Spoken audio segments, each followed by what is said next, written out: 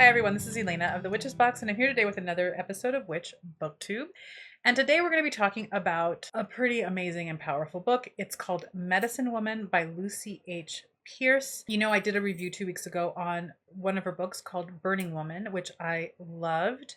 And then last week I did kind of a booktube vlog kind of thing where I talked about my review process-ish. It was a loose talk on review process, where I also mentioned again that I was going to deep dive with books written by Lucy H. Pearce, and that I was reading one that was really intense and that was taking me longer to get through. Well, this is the book. Both of the books that I've read that she's done have gorgeous art on their cover. I love it, but they're not in my library. Like, I don't know where they are, but in any case, Audible is here to rescue lives, and I listened to the book on audio. Let me pause here and let me read the bio for the author, and then let's talk. There's so much to talk about. So you also might want to get comfortable, get a snack, because we're going to be in it. So Lucy H. Pearce is an author of numerous life-changing nonfiction books for women and a vibrant artist of lost archetypes of the feminine. Several of her books have been Amazon #1 bestsellers around the world, including Nautilus Silver Award-winning Medicine Woman, Reclaiming the Soul of Healing, and Burning Woman, an incendiary exploration of women and power written for every woman who burns with passion, has been burned with shame, and in another time or place would have been burned at the stake. So that is her bio. You can find her at lucyhpearce.com. I'm aware that you all may not want me to do a whole month's worth of videos on an author only, but I may. You know, if you listen to last week's video, I'm a mood reader and I'm kind of in it. This book that I read, though, was challenging for me. I read / listened because if I'm going to sit down to read a book and the intention is I'm going to spend, like, let's say Sunday, I'm going to read the book on Sunday or Saturday, I can either read a book in a day or I can read a book over the course of 2 days. If I'm doing the whole read for a little bit of time each evening, it may take me a week to get through a book, or half a week, just depends. But this book took me longer, even though not longer in the grand scheme of the way I read. It took me about 8 days or so to read this book because I would have to, like, listen to a chunk of it and then I'd have to just, like, stop it. And I'd have to process. There were times when I stopped and had to, like, grab my journal and do a lot of journaling. There were times when I just needed to rest. Like, it's just like, it's too much. It was an intense journey. And none of that is to say that it was bad. It was just a powerful book about hard truths that bring up a lot of shit. This book is an exploration of our current medical system, the state of our current collective and individual health, the fact that more and more chronic illnesses are becoming a common thing. She makes amazing and difficult and heart-wrenching connections between how we're treating the planet and how that's reflected in the way our bodies are also being treated, but also as a consequence, the level of health that we have or don't have is in relationship to the health of the planet. The way we treat the planet is the way we treat ourselves. You can't separate those relationships out. She speaks in depth about her own personal health journey and challenges, misdiagnoses, just so much. Honestly, this is the truth. Even though I feel like this is a powerful and important book, there was a lot of moments in the reading of this book where I was like, Jesus Christ, where does it end? And I don't mean necessarily her writing or her talking. I think she actually narrated the book, which was lovely to have her voice be the one narrating. I love it when authors narrate their own books. I think it's an important thing, personally. It's daunting when you start to look at the reality of our medical system. Particularly, I can speak mostly to the US. She was in Ireland and she was also in England, so she spoke about the systems in both countries. It's exhausting and it feels never ending. It feels like if it isn't about the lack of money to pay for the services that you need, it's about the lack of connection and looking at the body as a holistic system and not believing. She's a woman who writes feminist books for women, and so there is that component where if you're a woman, you are never going to get taken as seriously as a man in terms of when you report how you feel.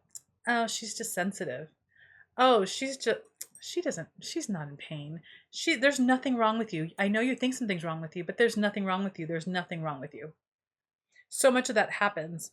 And she makes connections here and there about the fact that that kind of gaslighting is also societally what we tend to do with ourselves and with the planet. Oh, there's nothing wrong. Meanwhile, you're bleeding, or meanwhile, you have a headache that you've had for the last 3 weeks, which isn't common or healthy, but it's easy for us to deny. Like you deny and you deny and you deny the things that might be wrong with you because we have to keep going.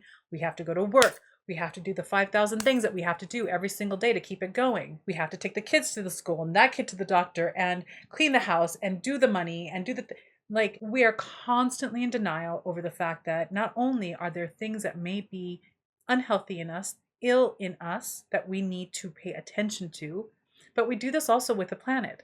Oh, we don't have climate change.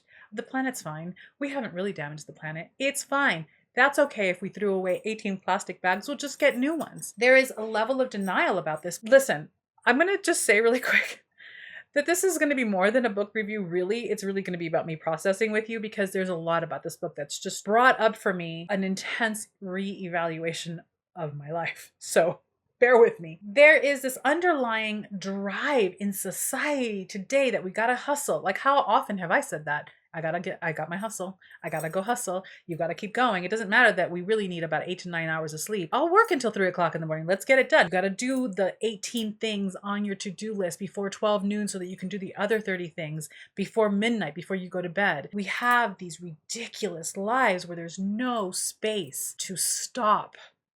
There's no space to go with the natural flow of waking up and what do I need today to stay healthy, to stay supported and nourished while managing the responsibilities of my life.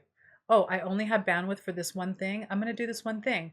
Oh, my body is actually calling for me to stay in bed for the next 3 days to recuperate from that stressful event, from that germ that I caught, from this injury. We don't have room to do that.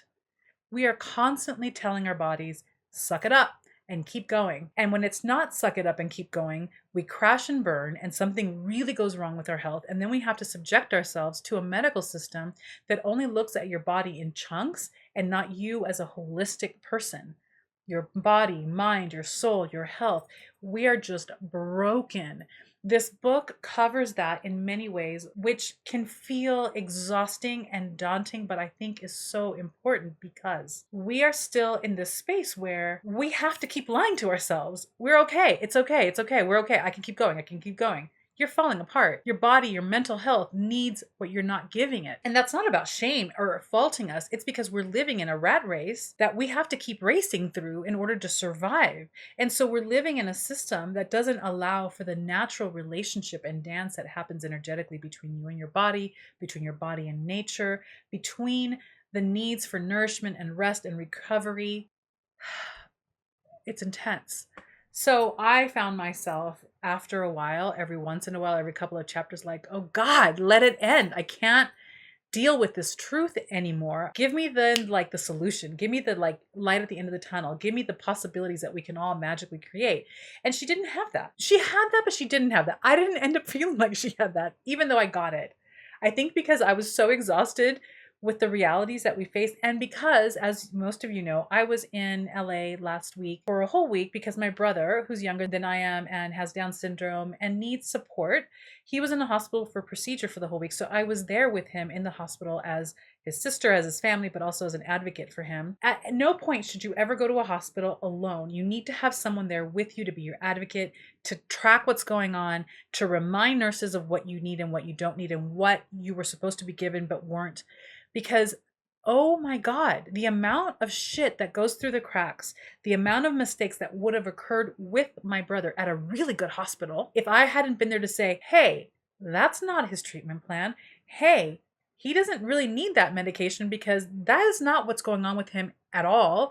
There was so many instances in which I had to intervene. So I'm reading this book while I'm in it. It really added a lot to my stress. I'm not going to lie. It was a really intense book to be reading while there for him, but then I was also so grateful that I was able to be there. If you have to have a procedure, have someone there with you. I know that it's hard. I work for myself. I can work from wherever. I have a computer and an internet connection, so I had the luxury and the privilege of being able to sit with him for the 8.5, 9 days that he was at the hospital while still working. So I get that it's hard for people to just drop everything and be at a hospital with a loved one so they can be an advocate. But I'm telling you, I feel like you won't survive. At the same time, I'm going to say this because it's not like every medical worker is evil. I think that the system itself is broken and that everyone is suffering because the system, the medical system, especially in the United States of America, is severely, severely broken, so that the people who are there to heal us, their hands are tied as well. They can't do the job that they need to do because of insurance companies, because of budgets, and because of massive bureaucratic systems created by being connected to insurance companies. Means that the communication between the people who are healing you, or supposed to be supporting your healing, can't really do their job because the communication is just broken. That said, because I was there, I would talk to the nurses and the doctors that would come through and test his blood sugar or whatever was going on. And so I did. I asked about things like, COVID is like, we're not having as many infections anymore. How are things now compared to the way they were a few months ago and last year here at the hospital? Every single person I spoke to, the amount of trauma that was just barely behind the surface, I'm going to start to cry, was staggering. 3 of them started to cry while talking about it and admitted that they, at least 2 of them, were in therapy several times a week, because it wasn't just about, oh my God, we have to work so hard. It was people were dying left and right. And when that was bad, as it was bad, then it turned to their own colleagues started to get sick and die as well. And just the trauma of living in the thing that felt like it was never ending and they were never going to get out was so palpable. My heart just breaks now even talking about it, because we're all traumatized to some degree for various reasons, but something so fresh like that was really heavy, and it really wrenched my heart to see and to be in that space, because it's like all you can do is just give love, right? What else are you going to do? So you've got people who have their hearts in the right place, but are also tied to a system that's broken and tied to a system that I think is completely corrupt. In the United States, there's no reason for insurance companies. They are a middleman. It's a mafia. In order to get medical services, you've got to pay a middleman that has no business being involved in your relationship with your medical doctor. It's between you and your doctor and the decisions that you make for your health.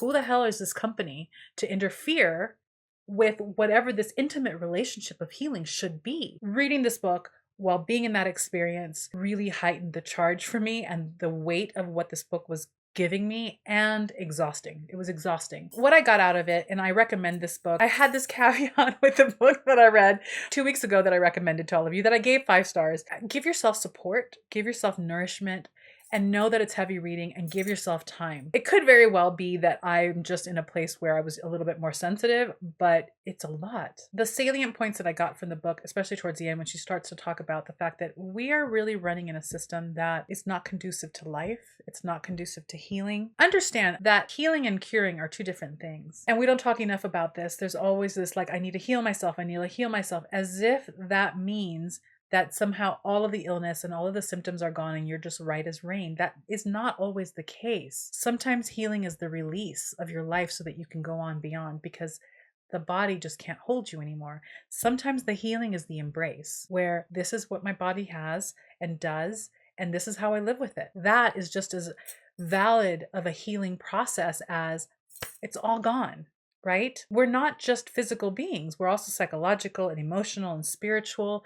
And the healing has to incorporate all of those levels of who you are. And she speaks to this in a beautiful way, in a very compassionate way. She shares so much of her own personal experience and how she's come to these points herself in her own healing and health journey and her mental health journey. For me, what I've taken away from it is something that I've been sitting with in different ways for a very long time, which is the lifestyle that we all have to live in a capitalist society is not conducive to life. It's not conducive to thriving. It's not conducive to what I think a witch life is. It is really difficult to be in connection to the soul of a land, to the trees, to the energies around us, and to ourselves when we have to push and push and push and push to survive. It doesn't work. You can't heal with 5 pills and hope that it goes away without actually also addressing your heart and your mind and your emotions and your soul. It's all of you. We are whole beings. I mean, it is, it's a book. And it's up for me in a big way, partly because of my experience with my brother, but also because I'm at a place where I'm about to turn 50 and I'm evaluating everything. I'm evaluating my lifestyle. I'm evaluating exhaustion. I'm evaluating the fact that I have been part of this hustle culture for so long. Again, we're holistic beings, right? It's not just the, oh, I want to succeed at my career. It's that I'm the child of immigrant refugee parents who very much had our survival relies on us, and we need to take on 1, 2, 3, 4, whatever many amount of jobs as we can, because no one's coming to take care of us.